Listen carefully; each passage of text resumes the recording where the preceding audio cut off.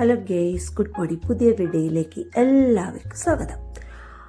അങ്ങനെ ഇന്ന് ഞായറാഴ്ച അക്കോമഡേഷനിലെ ബിരിയാണി ആട്ടോ ഉണ്ടാക്കിയത്. ഒരു 10-20 പേർക്കുള്ള ബിരിയാണി. അതിനുവേണ്ടി വലിയൊരു വട്ടക ഗ്യാസ് വെച്ചിട്ടുണ്ട്. ഇതിലേക്ക് വലിയൊരു കഷ്ണം നെയ്യ് ഇട്ട് കൊടുത്തു. നെയ്യിലേക്ക് എല്ലാ മസാലകളും ഇട്ട് കൊടുത്തിട്ടുണ്ട്. അതിനുശേഷം കുറച്ച് ചെറുതായി അരിച്ചെടുത്ത ക്യാരറ്റ് ഇട്ട് കൊടുക്കാം. അതിനുശേഷം ബീൻസ് നീളത്തിൽ ചെറിയ കഷ്ണങ്ങളായിട്ട് അരിച്ചത് ഇട്ട് കൊടുക്കാം. കുറച്ച് ഗ്രീൻ പീസ് ഇതിലേക്ക് ഇട്ട് കൊടുക്കാം.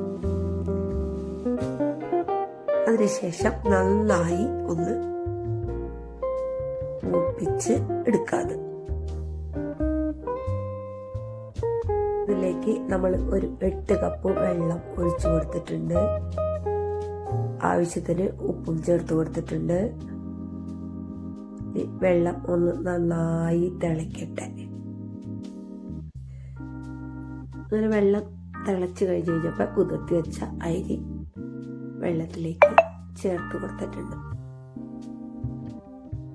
അങ്ങനെ നമ്മുടെ ബിരിയാണി ചോറ് വേവായിട്ടുണ്ട് കേട്ടോ. ഇതിലേക്ക് നമുക്ക് എസൻസും കുറച്ച് കളറിന് വേണ്ടി മഞ്ഞൾപ്പൊടിയും പാലിൽ ആഡ് ചെയ്തിട്ട് ഇതിൽ മിക്സ് ചെയ്ത് കൊടുക്കാം. അതിനുശേഷം ആവശ്യത്തിന് നെയ്യ്, കാഷ്നട്ട്, ബദാം ഫ്രൈ ചെയ്തതൊക്കെ ഇതിലേക്ക് ആഡ് ചെയ്ത് കൊടുക്കാം. അങ്ങനെ നമ്മുടെ ബിരിയാണി ചോറ് റെഡി ആയിട്ടുണ്ട് കേട്ടോ.